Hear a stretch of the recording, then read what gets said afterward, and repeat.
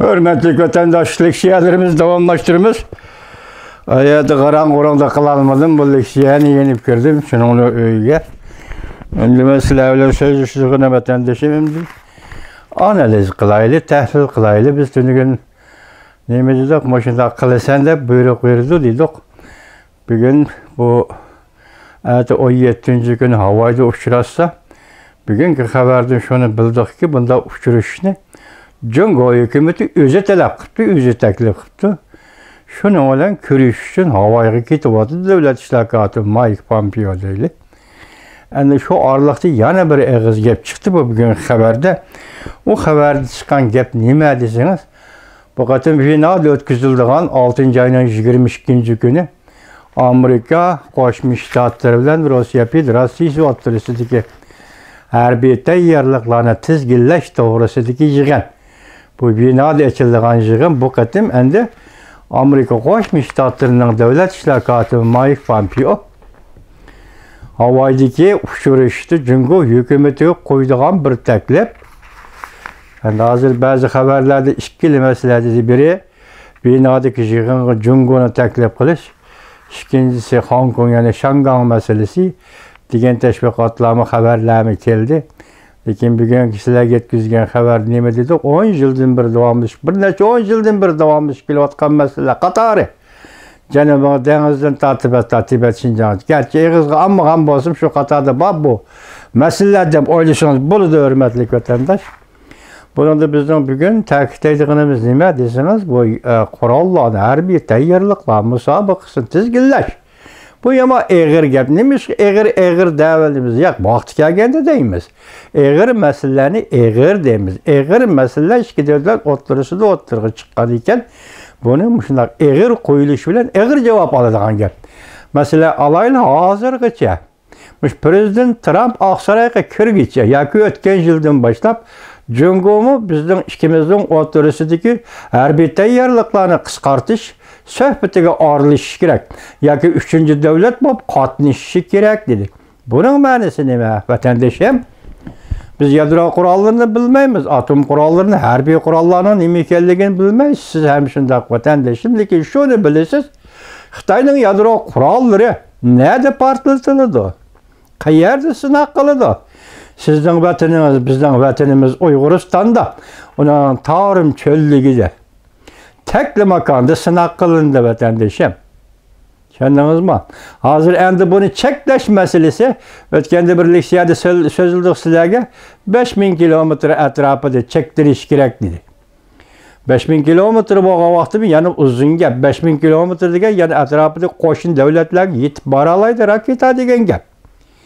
Agar bunda uçuş mesafesini teşkillayma, cheklashning o'zimi hozirgi vaqtda intayin zo'r emasdan Xitoyning harbiy qudratini cheklash, harbiy qurol-yarog'larni taraqqiy qildirishini cheklash, harbiy qurol-yarog'larni texnikalashtirishini cheklash. Shunda qatorda cheklash, chunki bu uch davlat yig'ini Amerika, Jungo. Agar Jungo keladigan bo'lsa emas, kelishini taklif qildi degan gap, sen cho'qim kelasan degan gap, endi bunaqa Rossiya 3 davlat. Burun 2 davlat edi, Rossiya Federatsiyasi bilan Amerika Qo'shma Shtatlari. Strategik yadro qurollarini cheklash va harbiy tayyorliqlar musobaqasini cheklash degan bunda yig'inlar, katta yig'inlar bir qancha qatim etildi yillardan beri. Endi buning Jungoni so'rab ekilish nimadan direkt berdi desa, uning zo'r yotgan harbiy kuchini joyida bo'l. Yeddingdan eshib ketma deydigan yerga elib keldi endi vatandosh. Hozirgi suhbat shu ekan. Undan keyin endi bu suhbat maxfiy o'tkaziladi ekan, muxbirlar qatnashmaydi ekan. Bundaq ahvolda Hong Kong masalasi qandaq eg'izga elinishi mumkinligi siz bizga qarang'u. Masalan, Jungo hozir bu qonunni 6 oy ichida yo'l qo'yman dedi. Merhamet. Hazır bunun merhamet deyişimizin sebebi Shangang halkı, Hong Kong halkı tayyorlanıp bol. Söhbetning jarayoni qanday bo'ldi bizga noma'lum. Lekin Hong Kong halkı biz başta ko'rsatdik, vatandaşlar nima dedi? Hozir Hong Kongda o'quvchilar, masalan, uning rahbari Huang Jiping, İrade Partisi, Hong Kong'un İradesi Partisi'nin katibi Huang Jiping, yani başkalar tayyorlik qilib, hozir o'quvchilar tashkillanib avval 3 tashlash elib boramiz. Bütün Hong Kong bo'yicha.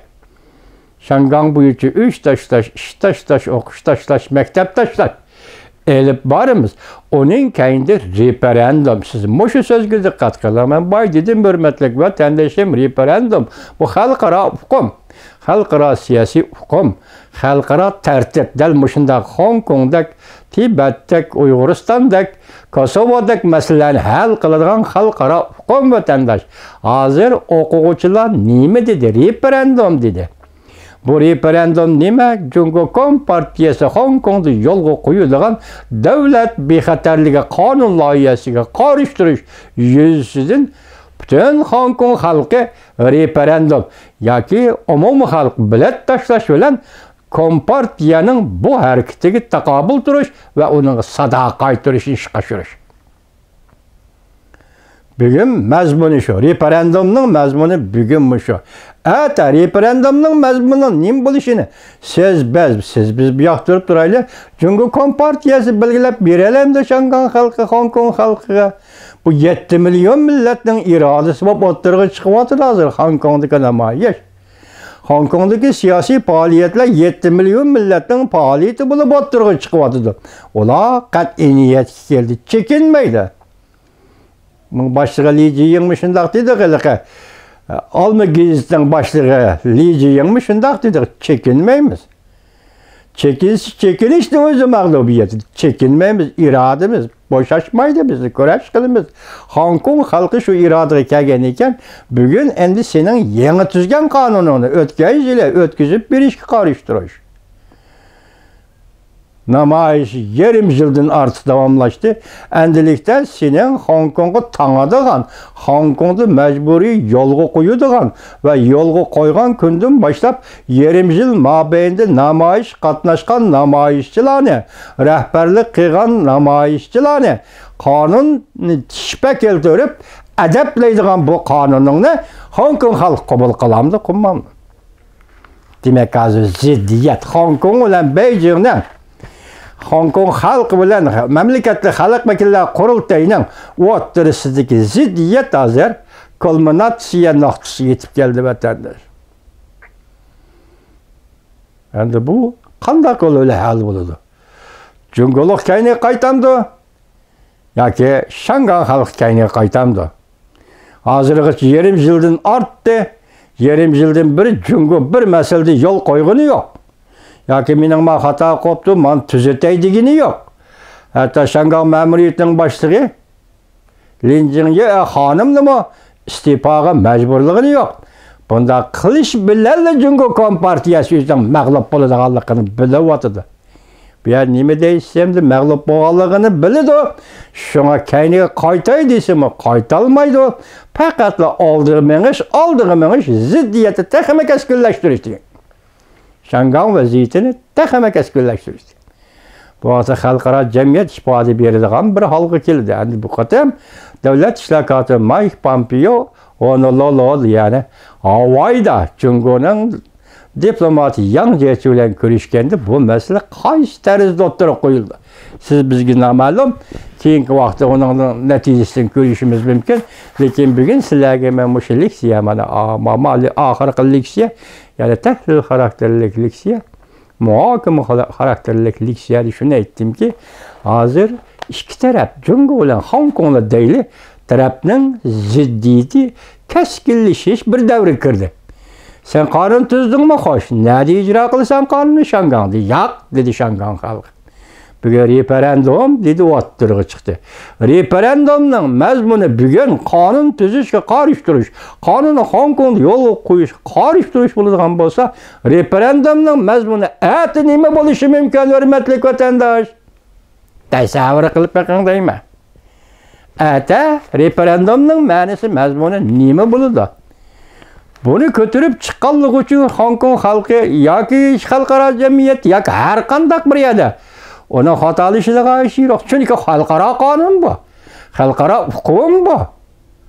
Xalqaroda yo'lga qo'yilgan siyosat bu, referendum xohlamsan, xohlamamsan. Kompartiya hukmronligini yo'q. Unda qo'ysa referendum, kelar referendum. Ben bir gün tünci qatım başlandı.